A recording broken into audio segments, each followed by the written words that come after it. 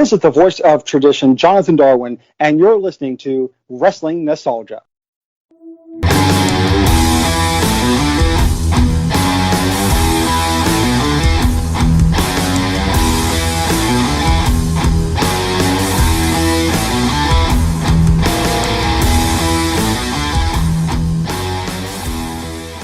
Greetings and welcome to Wrestling Nostalgia. I am your host, Dave Dynasty. Thank you for joining us in whatever fashion you do. We're available on all podcast platforms, so whichever one you listen to us, make sure you subscribe, share the episodes, etc. We are migrating over to a new podcast host. There is a chance that for a brief time, some episodes might disappear. That's just part of the process as different servers and hosts sync up or whatever. I don't fully understand all the logistics here, but we are switching to a new podcast host that we do. It won't interrupt your feeds, but there might be brief times where certain episodes, especially older episodes, disappear for a bit until everything migrates over and I get everything and make sure all the links are sorted out, and et cetera, et cetera. So just be patient with us with that. If any of you see any issue, if you see us disappear on the podcast platform that you use, please make sure you reach out to me, message me on Facebook, send me a tweet, and I will get the issue resolved. That's the best means we have to make sure everything goes smooth with this, is the feedback and kind of the error checking that you guys can do for us out there, and we do appreciate that.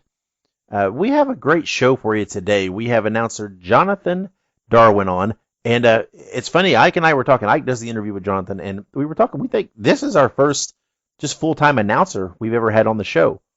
We've never had anybody on who's just their sole role in professional wrestling is as an announcer. So this is really a cool thing today. It's a great interview.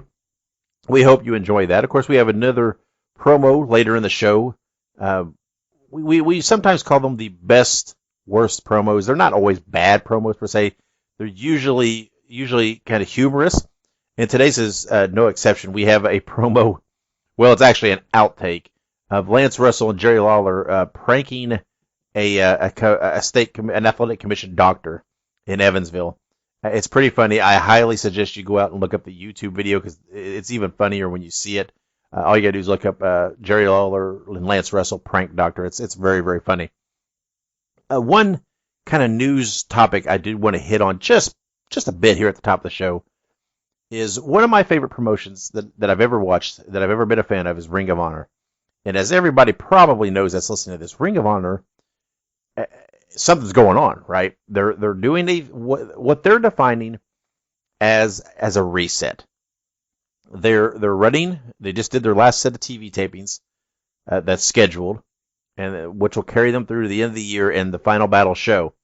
Then they're taking essentially the first quarter of 2022 off. It's supposedly coming back. I think it was April. Now, the gist of this is, though, they're releasing everyone from their contracts, essentially.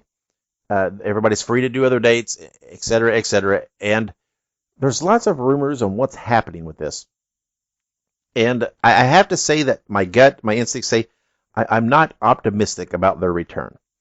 This sounds like I don't know, this sounds to me like a cover story, so to speak. That they're saying they're going to do this, but the plan is actually that this might be it for them. I think this for multiple reasons. Number one, releasing everybody from their contracts just seems kind of odd to me. I would think that if there is plans to come back, that at the very least, and maybe I'm incorrect on how this is exactly working, but I would think there would be at least certain talents you would keep under those contracts if they have long-term deals in place, so that when you come back, you at least have a core of some sort. It might be smaller than what you're using now, but at least there's a core group of guys to use. I also think, if they just came out and say, "Oh, this is going to be it," we're folding up shop. It's been a good run. That maybe their fear is that maybe the Final Battle just won't perform, right? What people will be interested. Although, it might be a fact that if that is the case, that maybe Final Battle would overperform, that people would want to tune in to see the last ever. And I don't know. Maybe it truly is plans to come back after the first quarter of 2022. The rumor is that if they do, that they won't have contracted wrestlers. That it'll just be guys they bring in or whatever else. I'm assuming it's much like the model of what NWA does, right? That they do their TV tapings, they bring in guys that will work those tapings. Thus, the TV show it'll carry them out for a while, whatever it might be, a couple months, and they'll probably book some of those guys for that big show. And then after that show, it's kind of the next round, and it might not be the same talent over there. Now, I would assume there will be some guys possibly, because I don't know how you can have champions that aren't that are not contracted. I mean, I just feel like that's a risk. Whatever it might be, I mean, this is kind of a shame to me.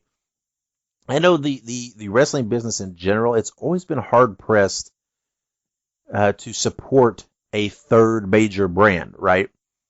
Whether it was the AWA in their final years, whether it was ECW in the 90s, they've had spurts of success, but long term, it's very difficult. I think it's probably even more difficult now. I just don't know whether the viewers and the fans are there to support a third brand. I always felt Ring of Honor was in a good position, being owned by Sinclair Broadcasting, that Sinclair would want them for programming, and something to put on their stations. Maybe they feel I don't know if this is the end. Maybe they feel the costs outweigh the means, and it's just not viable enough that for what they're paying for the contracts, etc., and these events, and that maybe it's cheaper on their part, and they could draw on the advertising revenue just by picking up something, some show and syndication or something. Who knows? There's rumors that the tape library is up for sale. I've heard sources say that is absolutely not true. I've heard sources say that is absolutely true. So that is curious. If it is for sale, I would think WWE would be interested because it would give them former footage of some of the talents that have come through. And plus, they like swiping this stuff up just to have in their reservoir. I, of course, hope that does not happen. I do not feel they do a fine job at all of footage and putting it on the network, and especially the editing and whatever else. There are, of course, people saying, well, would AEW be interested in the footage? And I would think if they could get it and the price would be within what they feel is fair, yes, they would. Again, they would have past footage of some of the talents they have. And plus, if they're ever going to strike with a streaming network of their own in the future, they would need something like that, right? So it will be curious to see what happens. My hope is that in some fashion, Ring of Honor comes back. I hope that they come back in a fashion that is still true to what the mission has always been and what the product has always been. Because overall, through their existence, I have very much enjoyed Ring of Honor. And it's really funny to me to look. If you look at wrestling right now, it would be a completely different picture of a completely different form if it were not for Ring of Honor. Much like in the 90s, how ECW did have an impact on professional wrestling. And perhaps, whether you believe it or not, I don't know, that it helped usher in the Attitude Era. And it helped usher in some hardcore stuff and some edgy stuff and the sex and violence things. I think it's pretty clear that ECW had an impact. I think Ring of Honor has had very much an impact on a kind of a hybrid with the MMA and the influence of, international wrestling with, from Japan and Mexico, etc. And using those things, I think you see a lot of reflection in the current product and what Ring of Honor presented. Not to mention the fact that the talent that came through Ring of Honor really made their marks in Ring of Honor, who are now huge, impactful stars in professional wrestling and have been since then. So I don't think you can undersell the importance of Ring of Honor and their impact in professional wrestling. Again, my gut is, I'm a glass half empty kind of guy with this. I just feel it feels off, right? It feels off that this is the way they do it. I just don't know. It feels like they wouldn't have to take a quarter off, right? They could have ran another set of tapings at the first of the year to provide television product for that time period. even if they were going to switch over from having contracted wrestlers to non-contracted and just per appearance kind of thing, that you still could have done it without a hiatus. This nation, it just feels odd to me. Something doesn't feel right. And again, I hope I'm wrong. I hope they come back. I hope they come back and are more successful than ever. Time will tell. We'll see. I'll keep you posted on my opinions on anything new that develops, if it does, between here and there. I think it is telling, that I don't know. It's odd to me that you saw the Briscoes pop up in Game Changer Wrestling recently and win the tag titles prior to this happening, and I think that's timely. I think it seems to fit in with the mode, right? Anyway, that's my 2 cents on it. We'll see what happens. Keep an eye on that development. But for now, let's take a break. And when we come back, Ike Isaacs has an interview with announcer Jonathan Darwin, the voice of tradition. So stick around. Be sure to follow the Dynasty Wrestling Podcast Network and all of the participating podcasts on social media. The easiest way to find us is on Twitter.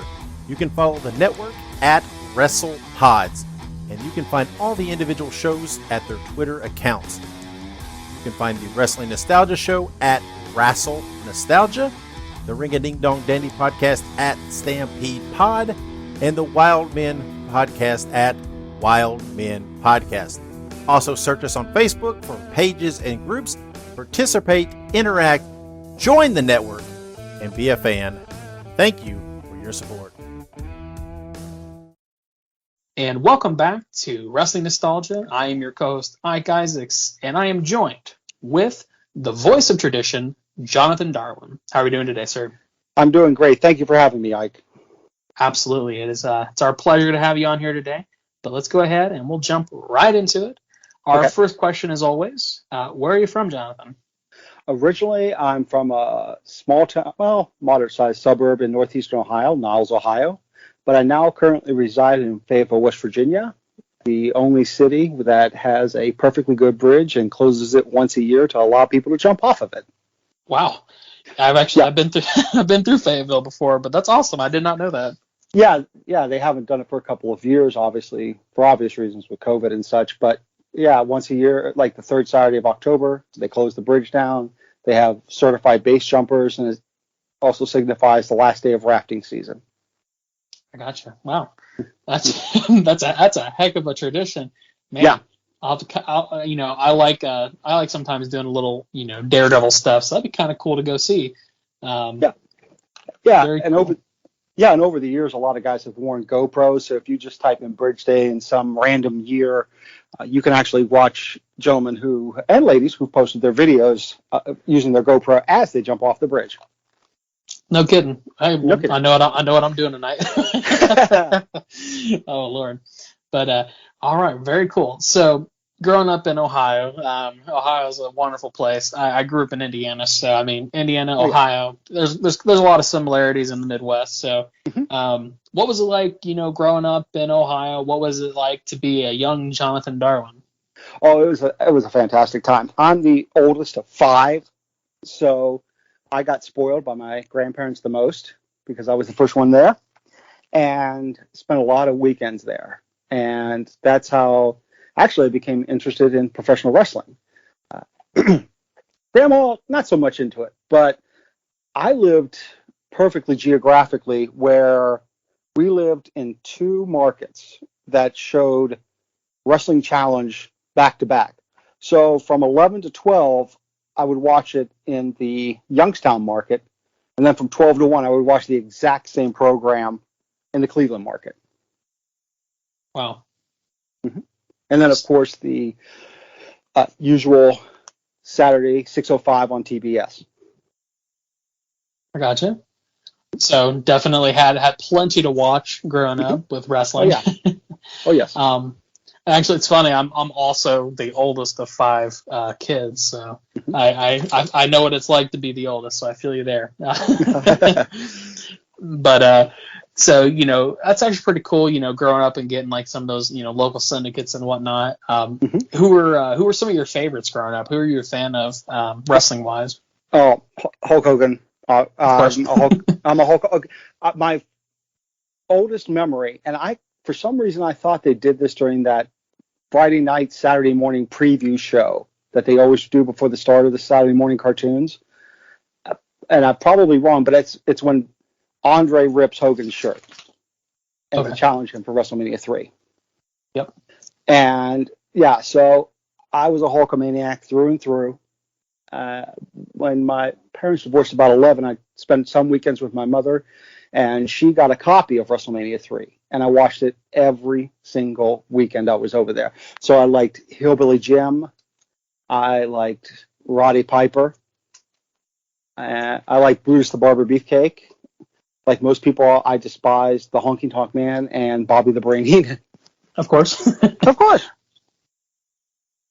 Wow. Yeah. Honestly, that's a wonderful time to grow up in. I do recall WrestleMania 3. Obviously, I personally was not quite alive at that point, but I have seen WrestleMania 3. So obviously, it's an incredible experience. I would assume growing up in that time, but oh yeah. So, obviously, you have all these favorites as a kid. You have the love of wrestling that you created so young, which is a wonderful thing. Wrestling's great. But eventually you said, you know what? I kind of want to be a part of this. I want to take the next step, and I want to interact with the sport, with the spectacle. So, tell us, what was that moment that said, I want to do this, at least part of my life, I want to do something with this? Okay, so about 16, I said, I want to be a wrestler. I was 125 soaking wet. And in fact, I had a friend's grandmother who used to make fun of me and said, what are you going to be, the guy that they beat up? This is when they were still using enhancement talent on Wrestling Challenge and Superstars. So I went to college, and I watched wrestling. I was a fan. I had a show on the College Access Network, and then I went to law school. Then I got involved in education. It wasn't until I moved to West Virginia in 2007 that I'm had the opportunity to be part of it. And it was just by freak occurrence that it happened. Wrestling in Southern West Virginia is still a hotbed. It's not uncommon to see multiple promotions. And at the time that I moved here, there was one promotion on the Fox affiliate, and that was Mountain State Wrestling. I had done a couple of announcer things, and a friend came down to visit me, and we watched part of an episode, and there was a meet and greet. And we went to the meet and greet hoping to get booked, like most people. Of course. And one of the talents there was Damon Wright, and the other just happened to be former WCW star Maestro. And myself and the girl and Maestro, we all talked for a few minutes. And he's like, you know what? Bring a suit tonight. And in Mount Hope, West Virginia, I made my debut for Mountain State Wrestling as a ring announcer. Wow. Yeah. And that is a freak occurrence. Yeah, it is, because it just so happens my friend came down. It just so happens that they were doing the meet and greet, and it just so happens Maestro was there. And the other interesting fold to that is a week later, I show up in Gent, West Virginia, thinking, I'll just ring announce again, and maybe we'll do an interview. We'll get started with that. And apparently the promoter and the commentator had a tiff. And 1 week after making my debut, I'm the new play-by-play commentator for Mountain State Wrestling. So, yeah. There's come on in. Yeah. But, I have a lot of public speaking experience, and I carry myself pretty professionally, and I had such a wrestling knowledge since I watched wrestling most of the 80s and in the 90s and so on, that I felt comfortable and actually took to it like a duck to water. Wow. Yeah, I mean, and honestly, that's one of those things too, is that having, first and foremost, any kind of public speaking or any sort of communications background is definitely going to help you in a situation where you're going to be commentating and everything else. So honestly, it's crazy because a lot of the folks, like you say, you just show up and they're just like, okay, let's do it. Yeah. So obviously you became a commentator kind of by chance almost.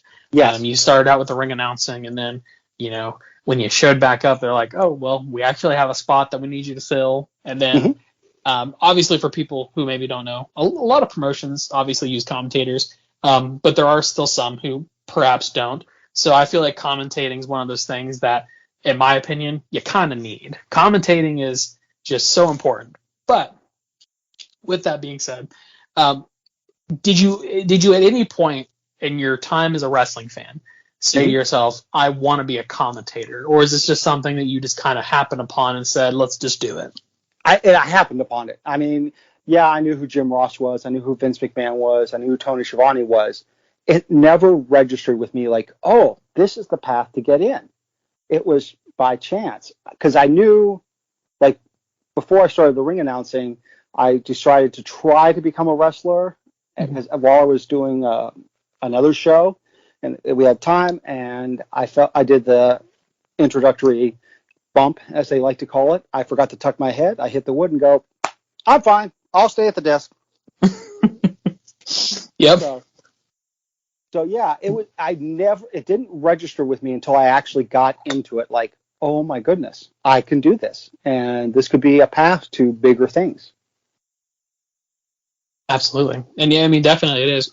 You know, you start out commentating, and it's just one of those things where you just start moving on up, if you will.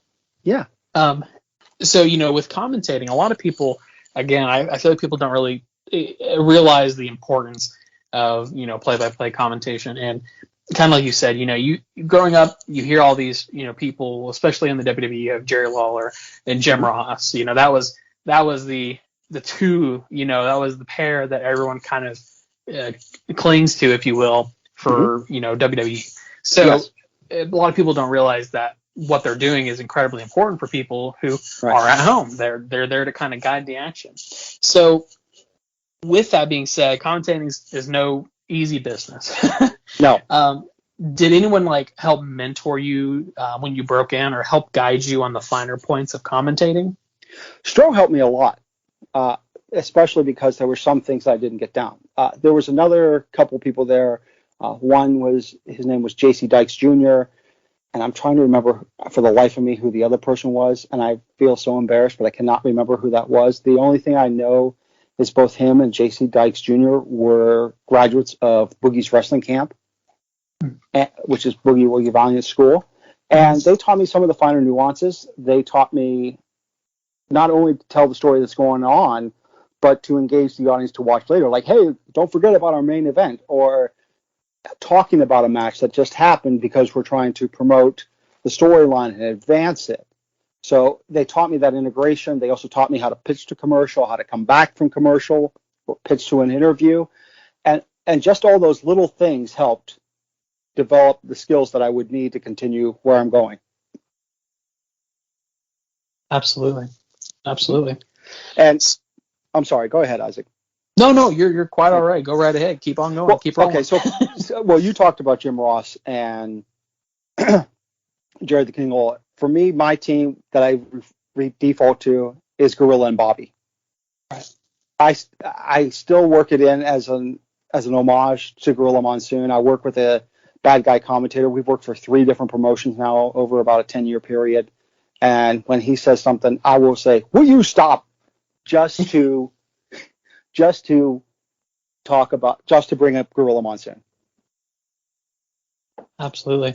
Yeah. I was gonna say I was thinking to myself, I was like, depending on what generation you're in, obviously the JR Lawler, that's one, but yeah, of course, you know, Monsoon. It's just, oh man, I have not, and I'm not gonna lie to you, I've not watched older wrestling in a long time, so now I'm gonna have to go back because I'm like, man, I need to freshen up on some of these people. But no, absolutely, yeah. And I mean, when you do the commentating and everything else, you know, there's obviously those people that you want to integrate into your persona because, you know, there's so many great people who came before us. It's hard not to, right? Yeah, absolutely. In fact, I still study Caudle and Russell and Mercer because I incorporate that Southern wrestling style into my body of work. And I've become an absolute humongous fan of Lance Russell and trying to figure out ways to do things similar to him. And You just have to keep studying and keep growing. Absolutely, 100%. I can't remember who it was I interviewed a long time ago, but what they've said to me always stuck with me. If you're not learning, you're not growing, get out of the business. That's what they said Exactly. to me. Exactly. And I can never remember who said that. I'm going to have to go back and watch all of our old episodes to figure out who said that to me, because for the life of me, I've always remembered it, but I can never remember who said it. But absolutely. So with commentating, you've obviously brushed shoulders with, I mean, I'm probably thinking hundreds of different people, unique individuals.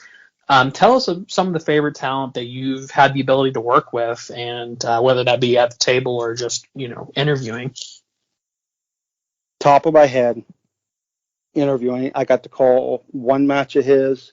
I got to interview him at the same event, and then I ring announced another match that he did. He came all the way from San Diego, California, and that was Scrap Iron Adam Pearce.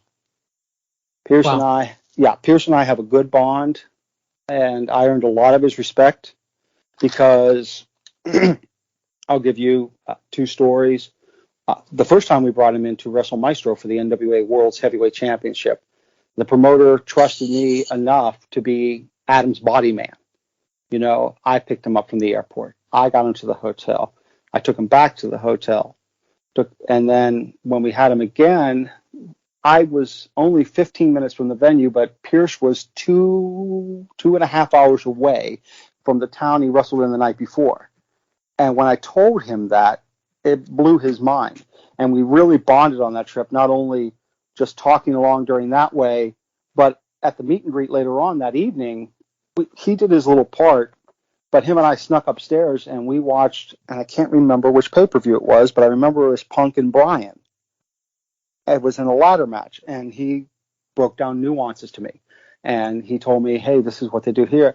So, I mean, you talk about getting an opportunity to have a master class. That was one of the most phenomenal experiences of my wrestling career. Absolutely. Wow. And that's one of those once in a lifetime experiences too. Yeah, absolutely. Absolutely. The stars just aligned for that one. You were asking me about people. One of my favorite matches to call, and I've been trying to find it on YouTube, but I think it's only on DVD, was when I was working for NWA Smoky Mountain in Kingsport, Tennessee, and it was Jason the Gift Kincaid versus John Morrison. And it was a wrestling clinic, and it was one of my favorite matches ever to call, and I got to pick Morrison's brain for a little bit about how to put together a demo reel. So. Oh, wow. Yeah. Wow. And let's see, at the same event, Bruce Tharp happened to be there, and they were getting ready to release NWA Classics on Demand, that website, because Tharp still had the library at that time. And he's like, hey, can I interview you? And we skedaddled away, and my loving wife, who was more having an ulterior motive because she wanted to get her picture taken with John Morrison, agreed to film Bruce and I, and that video has like 1,100, 1,200 views. Wow. It's one of the most proud moments of my career.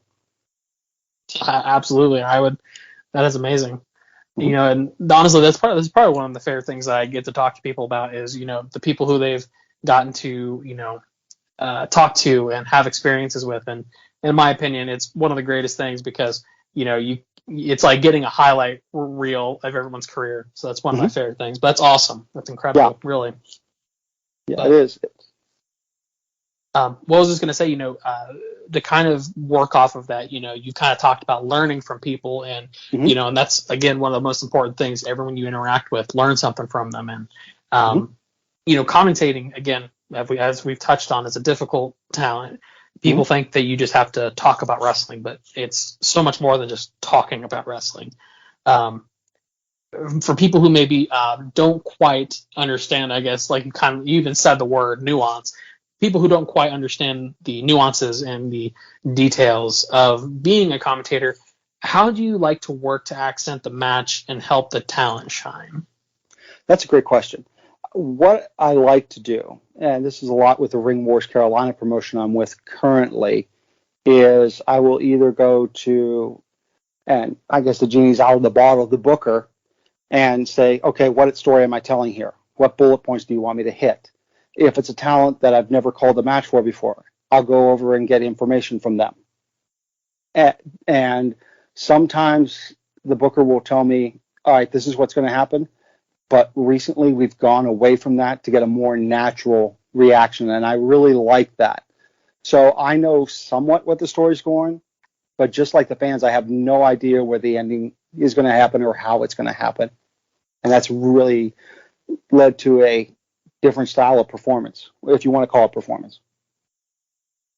No, absolutely. And honestly, that's a really actually a good idea. I've never thought about it that way. To kind of keep the commentation sort of, I don't want to say out of the loop, but keep them sort of, with some of that mystery, if you will, because then that leads, like you said, more, a more genuine reaction, more realistic. I think that's honestly something because, Dave and I, we actually had a chance to do some commentating for a promotion here in Indiana. And then he moved to North Carolina, so we stopped doing it. But but when we did it, I always felt it was kind of odd knowing what was going to happen, already knowing the outcomes. And it kind of, I don't want to say necessarily spoiled the show for me because obviously I know it's beyond the kayfabe and everything else. But, in the future, if I ever have to commentate again, I will definitely remember that as a training method to already don't know what's going to happen. Make it genuine, if you will. Yeah. Now, the thing is, that is really a double-edged sword. Yeah, it gets a genuine reaction from me. The times that I did know it, though, it was easier for me, at least, to craft the story because I knew how the story was going to end. And so I do miss it, and I don't miss it. So just one of those things. Right. Absolutely. Wow. So to kind of even, no, you're okay. You're okay. I was just going to say, to kind of even build on that a little bit more, you're talking about how to, accent the match and help the talent shine. That was obviously one of the things you talked about is, kind of either knowing or not knowing what's happening, but also, like you said, having an idea of what the story is, and talking to the individual, people who are in the ring and everything else. And, that's a great way to get an idea of what's going on. But in addition to that, you said you work with a partner. A dividing topic with commentation is whether there should be 2, 3, 4, or however many people. What do you prefer and why? I prefer 2. Right. And if it's done correct, you can do 3 if it's done correctly. It seems though it depends upon who's running the traffic that night, whether or not that goes smoothly or on the other side of it becomes an absolute train wreck. I prefer 2. And the reason for that is I've always had that dynamic. When it's me and Stephen Hensley, I'm the light side, he's the dark side. When I was doing it when Stephen was retired, I had several wrestlers in the booth with me, and I treated it like, for lack of a better term, like Monday Night Football. And I would talk to the wrestler and say, okay, so what's he trying to do here? Or how does that affect the body? And you can't really do that in a 3-man booth. So my preference is 2-man. Yeah, absolutely. I mean, that makes perfect sense. I think it also kind of goes back to, we were talking about, the commentation teams that we, grew up with or that we really signal with. And I feel like that also kind of goes back to sort of how they operated. You have the dynamic duos. Because for the life of me, I can't remember a time where I watched wrestling and I'm like, yeah, that third commentator was great, because I honestly can't remember a time where there was a third commentator that I significantly remember. Yeah. Which, could be a good thing or a bad thing, I suppose. But yeah, it is. I mean, Zbyszko added a little bit of flavor there. Mongo did with the Nitro. Again, though, it comes down to who's directing traffic. Right. Absolutely. So, kind of we're going to circle back just a tiny bit. Sure. We've talked a little bit about sort of your body of work, how you push yourself into a position to basically do your work and to do your work as well as you do. Right. But how do you approach trying to establish yourself in a role that a lot of promoters may not feel needs to be filled? That's a great question. For the promotions that I have worked for, I have not ever had to go in cold. Right. I always had a reference that said, hey, they're looking for X, whether that was an announcer, an interviewer, or a commentator. I've been very fortunate in that, where I've never had to go in cold. From NWA Mountain State, it was Jason Kincaid vouching for me. That's how I got to work in NWA Smoky Mountain. For Ring Wars Carolina, that would be James Anthony, who I work with in AIWF, and Tony Richardson got me into AIWF Mid-Atlantic, and because I did not know anybody there. So I've been very blessed that I have not had to attempt to go in cold, because you're absolutely right. It can be daunting. It can be cold. And I've heard stories, not from me personally, but colleagues that have had times not only getting that foot in the door, but then getting compensated for their work and compensated properly. Right. No hot dog and a handshake moments. No. No. In fact, I have yes, some have paid less, but I now at a point in my career after 15 years, I'm either breaking even every month or I'm in the black. That's awesome. Yeah. Wow. So no, none of those. I mean, my first time out of the gate, I made $30, and he could have given me 10, and I still would have been happy. But I've always gotten a respectable payoff wherever I worked, and that's awesome. Yeah, I commend the promoters for that. Yeah, no, I that's what I was going to say. I talk to, obviously when I talk to folks, a lot of the people that I talk to are either the actual, like, their actual wrestlers, or I've talked to a few managers, and I've even talked to like some people who do like, photography and stuff like that. So this is honestly one of the first time that I've ever had a chance to talk to someone with, I would say, a pretty significant commentating career. Mm-hmm. And it's interesting because, I mean, you talk to some of these wrestlers and they're like, oh yeah, I went and wrestled my heart and soul on the mat, and when I got out of the ring, they told me to leave, or something like that, Yeah. And it's, oh man, but I'm honestly very glad that you didn't have that kind of an experience, because I know if I had that experience, it would totally ruin my perception of wrestling. You know what I mean? Like, it would definitely put you in the dumps for sure. The only time I ever got stiffed on a payment was in Bluefield, West Virginia. But not only myself got stiff, but the entire locker room. And the names there that night were Diamond Dallas Page and the New Age Outlaws. I believe Kip Sop, Billy Gunn, got a security deposit, but the rest of them got nothing. And the reason we got nothing is because the promoter got arrested because he gave the National Guard Army a check that bounced. Really? Yes. So he got arrested that night because we're all looking at him in handcuffs and going, all right, none of us are making money tonight. Dang. That's bad luck, I guess. Yeah, but you know what? At least it's never happened to me individually. And here's the other thing I've done that's helped, and I can't say anybody else I know that's done this. I'll work with the promoter. Hey, I don't have it. Okay, when do you get paid? I get paid this Friday, or I get paid next Friday. All right, send me the money via PayPal. And that goes a long way when you're willing to work with an individual, because at least with commentary, it's about building that long-term relationship. It's not like I'm going in for one event and going, okay, thanks, see you, never. Right. You know you're going to go back in. So if you can figure out some way to negotiate with them, or develop some sort of rapport saying, hey, I know you took a bath tonight. Give me half, then give me half next time, or whatever. That speaks volumes to a promoter. Yeah, absolutely. And you're absolutely right, because that commentation relationship is so much different than, any other relationship that someone has with a promotion. I mean, you're not just a performance, you're not just talent, you're essentially a part of like the crew in a way. Yes. You're kind of integral to a lot of those operations, especially for people who do shows and actually record and everything else. Like you said, you're not just showing up to a random promotion and saying, "Hey, you need commentation tonight" or something. Yeah. But Exactly.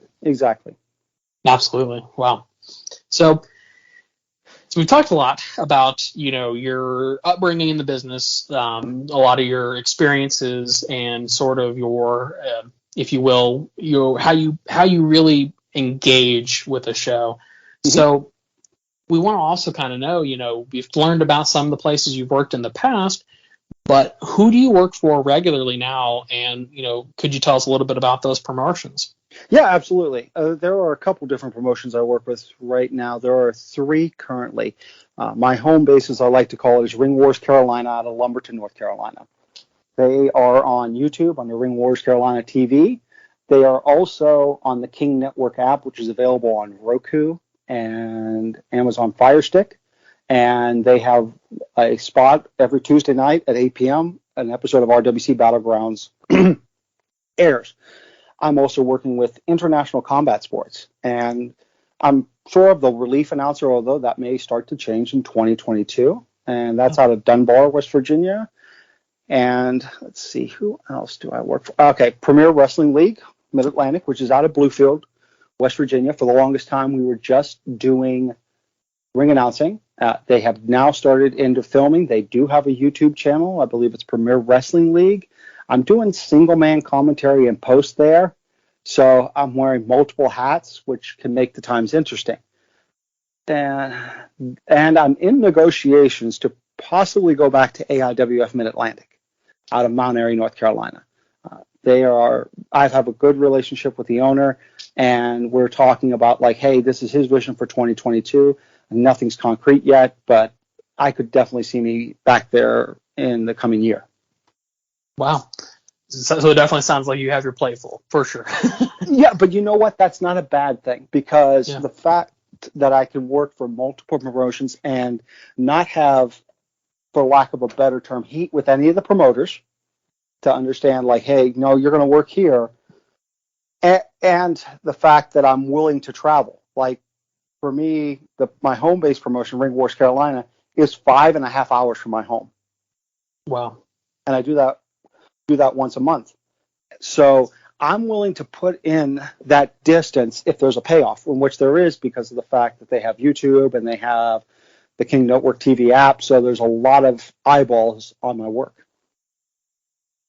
For sure. Absolutely. And as a commentator, you gotta have all eyes and ears on you, for sure. Yes. And speaking of eyes and ears, I'm trying to remember when I did it. I think it was about 2 months ago. And I took the boldest step of my career. I was watching a live YouTube feed from onewrestling.com, and I was commenting about how I was a commentator, and the host gave me his email address and said, hey, I'd be happy to watch your work. And for the longest time, I sat on that email, and then something inside me just clicked and said, all right, send him this episode. I did. He did not watch the whole thing. He told me that in the email that he didn't, but he was impressed with my work. And to be complimented by Bill Apter, of all people, is one of the most humbling and rewarding experiences of my entire life. Yeah, absolutely.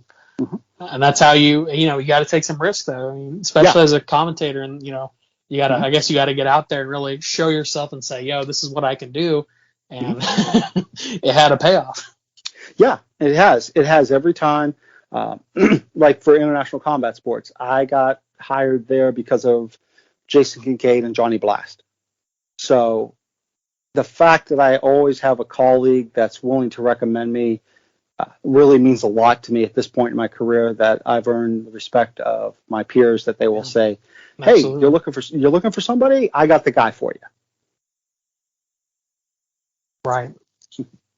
Absolutely. And you're like, and that's me. Yeah, and that's me. And that's me. And here's my wrestling resume. Here's my promo photos. Here's what I've done. I don't have a traditional demo reel. I just say, hey, watch this episode and go to this time code, and whether they watch it, I don't know, but Right. you have it available. You have it available. That's right. Absolutely. Wow. So, we've talked a lot, I feel like, about you as a commentator, right? We talked a lot about your commentation, your work, your, again, upbringing in the business. But one thing we also like to do is we also like to kind of, I guess, take a step outside the business. Okay. And say, people probably recognize you for your work as a commentator. There are probably people out there who do know who you are. And when they watch, they see your commentation, they're like, wow, that's awesome. Mm-hmm. But they may not know who you are outside of the ring, if you will. Right. So what are some of your interests outside of wrestling? What are some things that maybe fans don't know about you? I have been involved in some facet of education since 2002.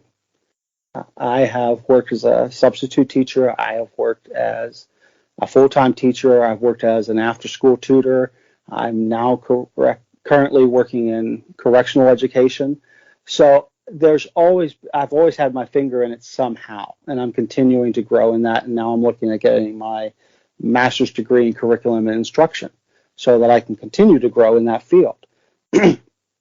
Some people know about me and not know about me. I pull back the curtain every now and again, and we'll show a picture of my son who's 5. And I got to actually show the best picture last Sunday because he was there by himself with me, and I'm like, oh, what am I going to do? And he became the timekeeper for the evening. And that picture that I posted of him smiling and holding the bell hammer got more likes than any picture I have ever posted on Instagram or Facebook. So I have that. I have a wife of 10 years who's been the most loving and supportive individual.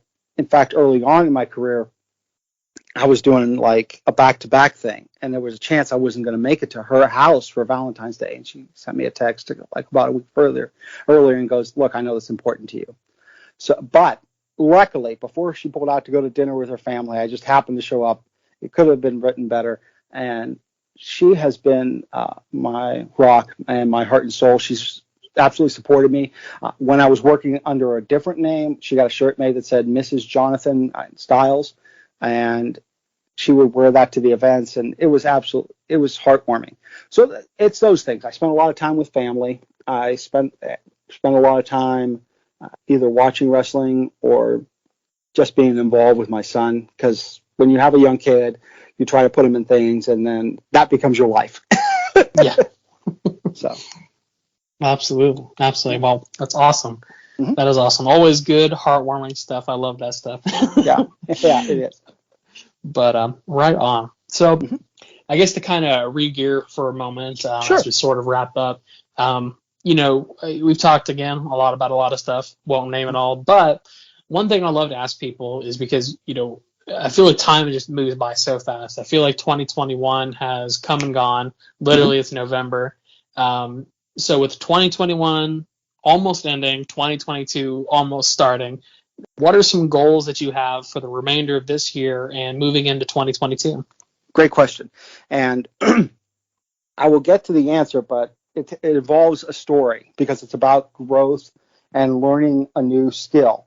And this was the best money I ever spent in my life for wrestling. I went on to Cameo, which is, for those that don't know, it's a website where you can get celebrities to say happy birthday and all this and that. And they were running a promotion, and I spent money that was a good investment. And I got one from Nick Aldis, and I got in 5 minutes the best advice I ever got, because I asked him one question: how do I get to the NWA? And he gave me a lot of insight that I had not thought about before. So the goals for 2021 at the end here is I'm going to continue to obviously work as many places as I can. I'm now also trying to get into the post-production side, because I did not know this, but Aldis actually has a hand in the videography for NWA Power, and he's self-taught that way. The other thing that I have done is Steve has really gotten on me sometimes. He's like, not every match is fantastic. You need to find another word. which he's 100% right in that case. So I went on Amazon and I bought a thesaurus, and I'm integrating that thesaurus now and reading not cover to cover, but certain words. And one thing I've added in 2021 that I want to go continue in 2022 is I'm working multiple places. Is I like to go to talent and go, give me one adjective to describe yourself. And from that adjective, I'll look it up in the thesaurus, and I got like 5 or 6 different things I can call that person. Excuse me. And so I'm learning to increase my vocabulary. I'm going to learn videography because I need to make my own reels. I'm going to continue to work as many places as I can. And in 2022, I'd like to be at the point where I can go to Billy Corgan or whoever I need to, his designee is, and say to the National Wrestling Alliance, here's my reel, here's my resume.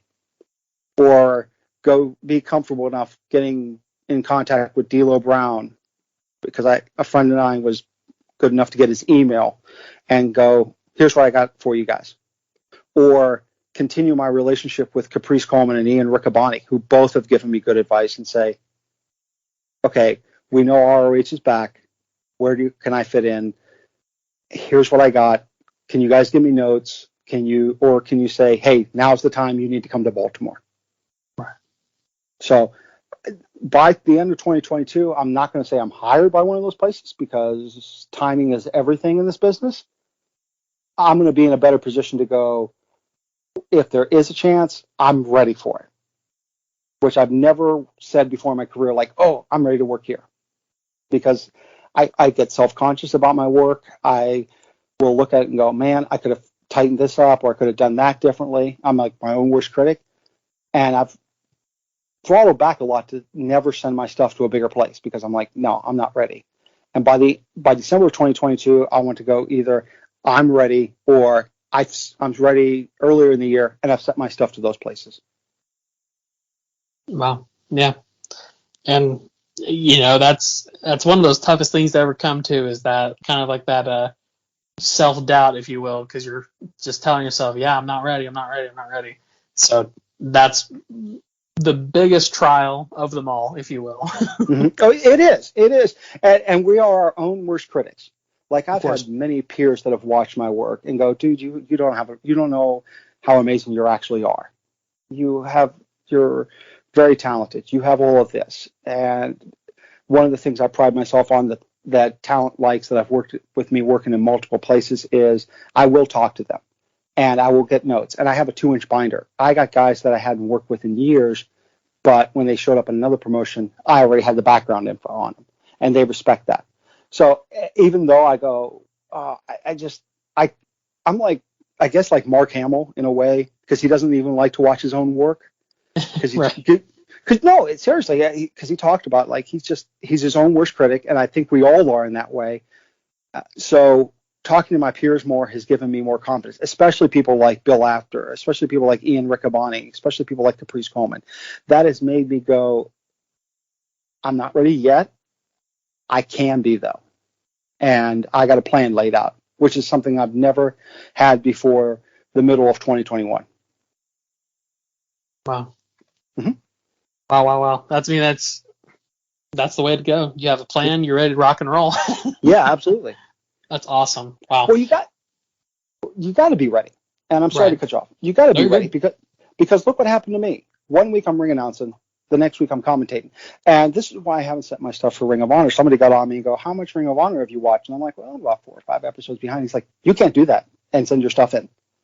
What if you're there that night and Ian gets sick and they go, all right, you're up? And that was like one of those cold water on you moments for me to go, it could happen that way. Right. And you have to be ready. You have to be ready, because you may only get one bite at the apple.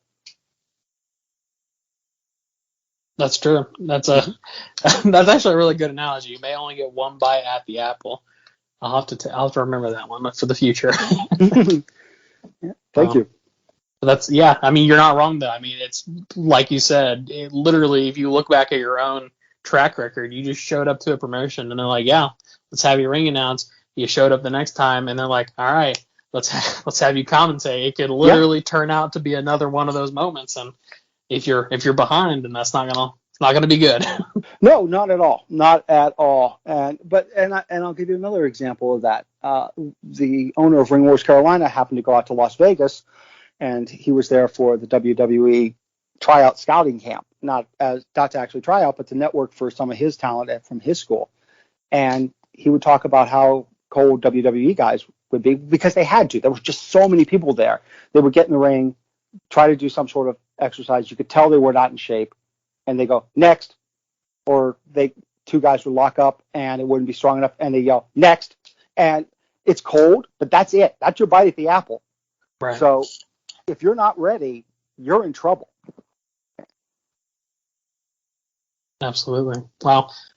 Honestly, it's weird because like I've heard stories about people going to like those camps and stuff, and they do like those exercises, but I've never heard that aspect of it either. So that's gotta you may only have one bite at the apple. I mean, literally. Yeah. Wow. That's gonna be another one of those things that stick with me. Yeah, exactly. I'm gonna have to remember who said it this time. I hope so. Oh Lord. Wow. So I guess what I want to do real quick before we close out, I'm sure and you've even mentioned this, networking, social media, all that good stuff. It's all important. So for anyone out there who wants to watch some of your work, or maybe wants to follow you on social media and kind of keep track of what you're doing with your career, where could they go to watch you and or follow you? Excellent question. All right, so on Facebook it's Jonathan Darwin. So I only have 1,500 friends, so send me the friend request. I still got plenty of room. On Instagram, it's at Jonathan Darwin. On Twitter, it's _Jonathan Darwin. Think about changing that. If anybody's got any ideas, tweet me. Seriously, because I've tried to get Jonathan Darwin, and there's been a guy that's been parked on it since 2011 and has never sent out a tweet. So that's always fun. As far as watching my work with International Combat Sports, with Premier Wrestling League, with Ring Wars Carolina, YouTube. Those are the current promotions that I've worked for. Again, with Ring Wars Carolina, you can see that on King Network TV through the app. Now, if you want to see some of my older work, look at AIWF Mid-Atlantic. Look at Indie Wrestling World. That's the old NWA Mountain State channel. And they have everything. Like, I was there starting at episode 130 or so. I'd have to go back and get the actual number to the day the doors closed. So, wow. Yeah. So, and there are some good matches there. There's that's where I met Steve. That's some of our best berating towards each other. That's where I got beat down not once but twice. So if you like seeing announcers get their butts kicked, that's a good place to watch. So those are the five places on YouTube I would recommend to anybody. Or 6. I can't remember what the total is at this point. No, you're good. Mm-hmm. Wow. So everybody out there who is listening right now, I want you to pause what you're doing, go on social media, follow him everywhere, check him out on YouTube, all of those places, the 5 or 6 places that he mentioned. And, it's one of those things too where I want to use this sort of as a tool, if you will, to hopefully get people to realize that there's so much that goes into wrestling. And one of the most important pieces, I've always stayed by this, is that the pieces that do not operate in the ring are some of the most important pieces to wrestling.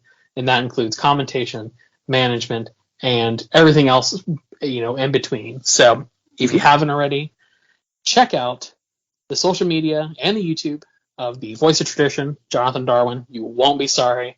And Jonathan, I want to give you a very special thank you again for taking the time to speak with us, because it's been a pleasure getting to pick your brain a little bit. I was really touched by the experience when Dave reached out and said, hey, we want to do you, because even at 15 years, this is my first ever podcast interview. So I'm humbled that enough of the fans think of me to say, you know what, we want to interview him. And I'm really touched that you and Dave have taken this time and will put this out there so people can hear my story. So thank you from the bottom of my heart.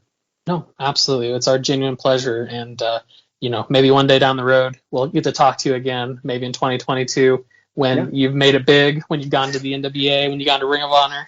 Exactly. Absolutely. All right, folks, we're going to close it off, and we're going to hand it back to Dave Dynasty with Wrestling Nostalgia. Support all of the podcasts here on the Dynasty Wrestling Podcast Network. Best way to do that is go to our Pro Wrestling Tees store. It is at ProWrestlingTees.com/TheDaveDynasty. There you will find all of the shirts that we offer: I Heart Old School Wrestling, Bruiser Buddy, the Podcast Mask shirt, and of course, the official shirts for the Ontario Wildman and the Ring a Ding Dong Dandy podcast. Visit ProWrestlingTees.com/TheDaveDynasty, order a shirt, and support the network. If you would also like to support, you can join our Patreon. It's at patreon.com/DaveDynasty. There you will get exclusive audio and video clips, early releases on podcasts, and much, much more. And if you would just like to make one-time contributions to support us, you can go to paypal.me/TheDaveDynasty. Thank you for supporting us. Thank you for listening. Continue to support independent wrestling podcasts. Well, I know you got a really tough match coming up. That's right. We're going to be looking forward. You know, I always enjoy coming to Evansville, and I've had some of my toughest matches in Evansville, Indiana. And I'd like to do something just a little out of the ordinary today, if I could. Most of the people don't realize, what goes on before a match down in the dressing room, what takes place. A lot of the wrestlers, they have to come into the towns early, and they have to get there. And there's a commission, an athletic commission doctor in every city.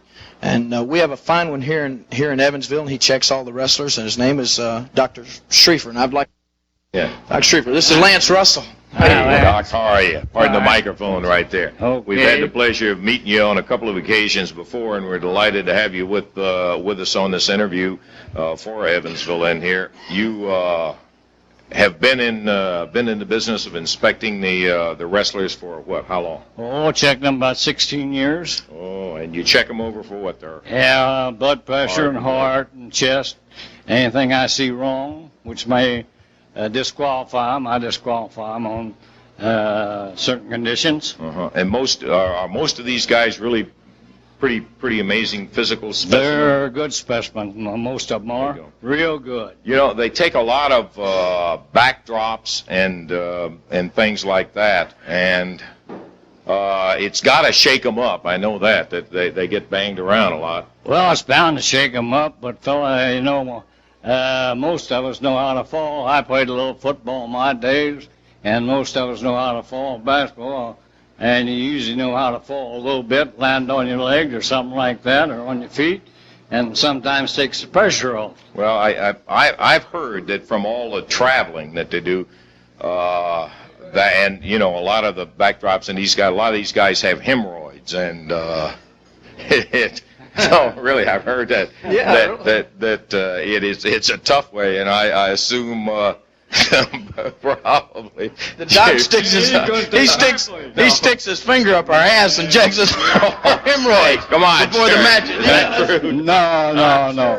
Well, I don't worry about the hemorrhoids. I don't worry about Really? No, I'm not kidding you. Hey, Just come a on, show. Jerry. This is good. This is a family show.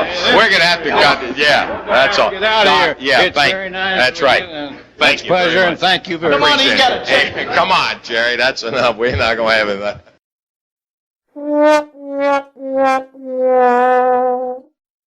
All right, and I am back here on Wrestling Nostalgia. I am Dave Dynasty, and there you had it. Jerry Lawler and Lance Russell pranking the commission doctor in Evansville, Indiana. I advise you to go out to YouTube, look up Jerry Lawler, Lance Russell prank doctor, and watch the video, because it's funny, because right off shot, you can see Lawler trying not to crack up. It's pretty funny, and he actually drops trowel a little bit there as he asked the doctor to check him for hemorrhoids. Such a funny clip. I love outtakes like that. It's funny to see that. Anyway, I can't stop laughing.